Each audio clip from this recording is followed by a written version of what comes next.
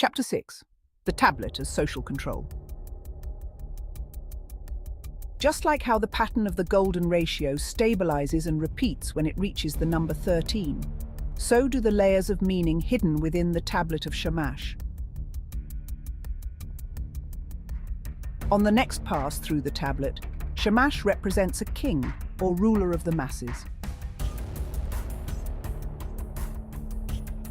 Shamash is a king sitting on his throne. The two figures under Shamash's throne are upright like humans, but have distinctly animal feet and legs. The feet and legs represent the base of a person. This symbolizes that those who have not grown beyond their base animal instincts must be contained. The two pillars that make up the sides of the throne are made of vertical lines like bars on a prison cell. Before the little animals or monsters can contribute to the bigger picture, they must first be conditioned, broken of, or disciplined beyond their animal nature. For the young, this cell is called school. For non-conforming adults, this cell is called prison. For conforming adults, this cell is called debt and taxes. Once broken of their base nature, two types of people emerge. First are those who are fit for labor, the ones capable of doing the heavy lifting. The second are those who are intelligent enough to avoid the heavy lifting. They contribute by administering the system. All newcomers, either born or wishing to settle in the area, must agree to the king's rules and be subjected to re-education. Their robes must become as the king's robes are. By sacrificing their own ideals to the rules of the king, they literally make up the throne that he rules over. Shamash rules with an iron fist. The first and most efficient way to control the masses is through fear. Disobedience has consequences that threaten one's physical well-being. Notice Shamash's fist is not clenched. His hand is being offered like a handshake. It is an invitation for you to join him. The first option is always to let the newcomers choose to participate of their own free will. However, it is imperative that they understand there are rules which Shamash alone, as the bearer of the iron fist, determines. We know this because his other hand is clenched into a fist, ready to strike at any moment. The symbol Shamash holds historically has been known as the ring and rod symbol. It is only here on the tablet of Shamash that the true name of this symbol is revealed. Shamash holds the rod of dew, a motivation stick. It is not the rod of sitting around thinking about doing. The ring and rod of dew symbol has two parts. The ring is ever flowing with a hollow center. The rod of dew is the discipline to break the cycle. Shamash's hand grasps the rod, not the ring. Rod of dew means discipline to do. Do you have the discipline to whip yourself into shape and break the habits that keep your life spinning around in the empty circle? If you develop the discipline to do, your threshold to withstand pressure expands, which in turn leads to increased potential or more living. Is your current circumstance acceptable? Are you continually allowing outside forces to determine your fate? Has your life been reduced to a cycle of activities others benefit from more than you? Do you have what it takes to motivate yourself? Or are you reliant on others forcing you to do by beating the best out of you?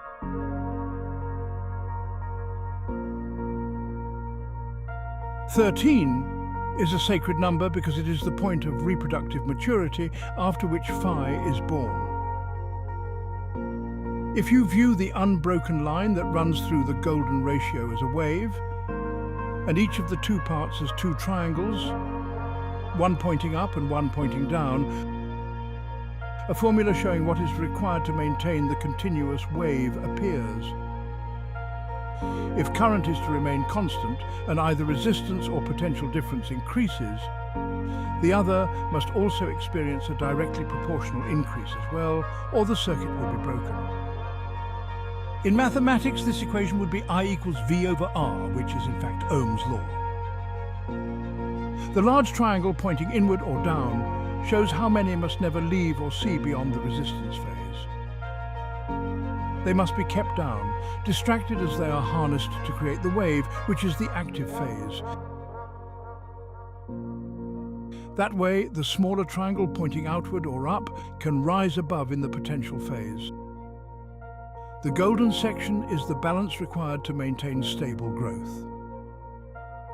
That being forced down initially becomes matter.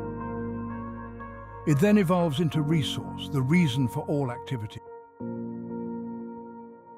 Once utilized, it becomes waste, bother, and finally concern. What does the majority must never leave the resistance constant reality actually mean? The three different phases of Ohm's law create three separate worlds. Each are a different plane of reality that share space and interact with each other, but are fundamentally unique in their operation and requirements. The wave is created by all the activity of the people trying to escape the resistance constant reality. Their goal is to one day reach the potential constant reality. Ohm's wheels of life teach you what is required to achieve this objective. When life begins, the vast majority are, by the nature of youth, on an upward trajectory. Youth believes that all things are easily possible because they have not experienced the resistance of reality yet. The world is a hopeful place of limitless potential. They are young, it is also new, and they just need to know. The newness of life leads to vast amounts of action taken. If resistance is constant and current increases, potential increases. All of this inevitable activity is the foundation of one aspect of economy. This is the nature of phase 2 of the resistance phase. It is where the vast majority of people start their life. Those who have no interest, ability, or willingness to do things eventually find themselves living in a world of despair. Most people wrongly believe that mental illness is the source of people's problems. It is in reality a side effect. The despair one feels comes from their lack of action. If resistance is constant and current decreases, potential decreases. This is phase 1 of the resistance phase. You can learn more about this in the Become the Light series of books.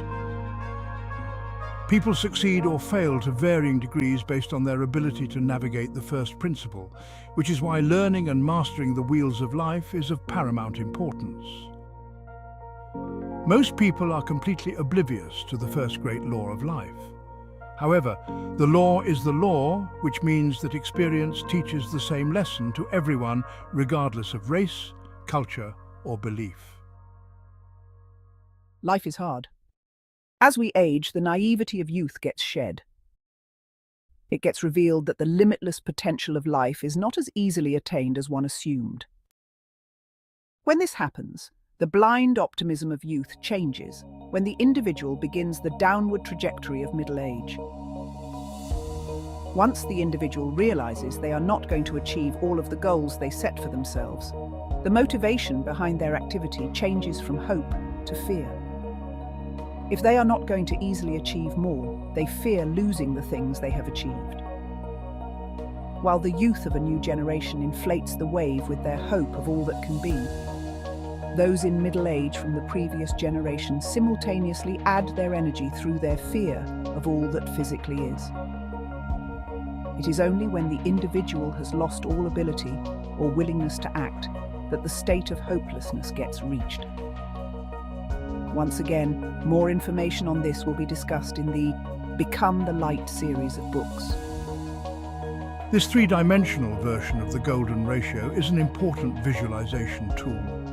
Whenever someone tells you something must grow forever, it directly goes against natural law. Like a heart beating or inhaling and exhaling, the rhythm of nature keeps all things in motion of either ascent or descent.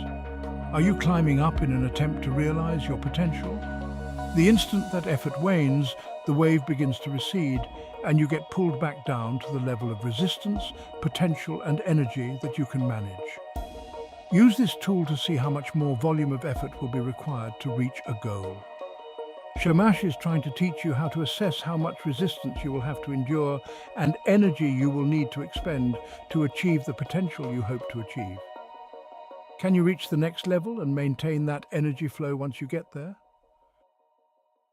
The triangle pointing down is the symbol for resistance because the top represents the hardest or most difficult point, and the bottom represents the softest or easiest point. When resistance increases, the path to the top gets harder because every rotation up takes longer. When resistance decreases, the path to the bottom gets easier because every rotation down happens faster than the last. This is why not overcoming resistance is a slippery slope. The more resistance you engage, the more frustration you feel. Frustration is a completely natural reaction to increasing resistance. However, if you let frustration win too often and you create a habit of abandoning things, a life of achievement will always elude you. The first thing frustration always does is activate your path of least resistance instinct. You can learn more about this in the book Overcoming the Path of Least Resistance. Despair and hopelessness are a downward spiral.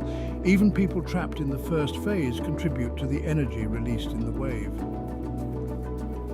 When despair or hopelessness is your constant, as you push further down the spiral, the state periodically becomes unbearable. To temporarily relieve the despair and hopelessness, you act out in aggressive ways. The energy released from hope and fear, for the most part, is constructive to the system. The energy released from despair and hopelessness is almost always destructive to the system. The hopelessness you think they are experiencing is actually despair because they still have youth on their side. True hopelessness cannot be experienced until later in life. That is the difference between the phases and the age of the individual experiencing it. In this way, Ohm's wheels of life work just like the chakra system. The social system itself is powered by the energy of all the individuals contributing to it. That is why it is important that the vast majority of people never leave the resistance phase. It is the personal responsibility of every individual to rise up through the system and reach the potential constant reality. However, it is not in the interest of the system to educate you on the process required to do this. The nature of the motivation issue. When someone faces an obstacle or resistance, if they cannot come up with a potential solution, their inaction eventually spirals into a state of constant despair.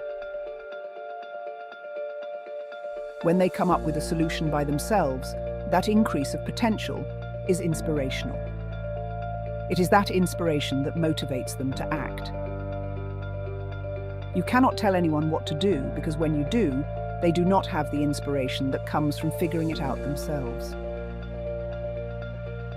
When you tell someone what to do, it is just viewed as more work. Work, to most people, is just another obstacle or resistance, which is not inspirational at all. It is the hope within an idea that oneself generates that becomes the motive force that obligates them to increase the intensity of their focused energy through action. Without this inspired hope, people do not wholeheartedly try. Until they generate a purpose that inspires them, they stay trapped at their present level of development. Any advice one individual can give another presupposes that the second person has the same talents and abilities as the person giving the advice. Everyone has established different potentials through the choices they have made. That is why what works for one person doesn't work for everyone. Even reading this here is not enough. People must experience the truth to know it. So how does one get around this fundamental anchor that is holding them still? Energy calibration is how you do this. eCal is a program that teaches you the terms and conditions of existence. It does this so that you can unlearn the false reality you were taught within the social prison called school. ECAL does not tell you what to do. It teaches what you will be required to do regardless of the goal you choose. In this way, it has been created to inspire you to try. It does this by calibrating your actions to the reality Ohm's law demands every person must follow. ECAL information is designed to imprint a new vision of reality. Its purpose is to help you rise up, out of dependence on the social system at its lowest levels. It is your personal responsibility to educate yourself. ECAL is the master teaching of the first principle. The first principle, also known as the divine pattern, is the true nature of reality. It is the hidden truth those looking down on you from the potential constant reality do not want you to master. ECAL teaches the 13 steps required by physics to manifest goals into reality. Everyone that exists between the two dotted lines makes up the middle class. For a comprehensive analysis on the nature of the resistance constant reality, the action constant reality, and the potential constant reality, be sure to read Become the Light. Book 1, The Three Worlds of Ohm's Law. To experience ECAL, be sure to purchase a copy of Energy Calibration, 2 words that fix everything. Both books are available at ohmslaw.ca.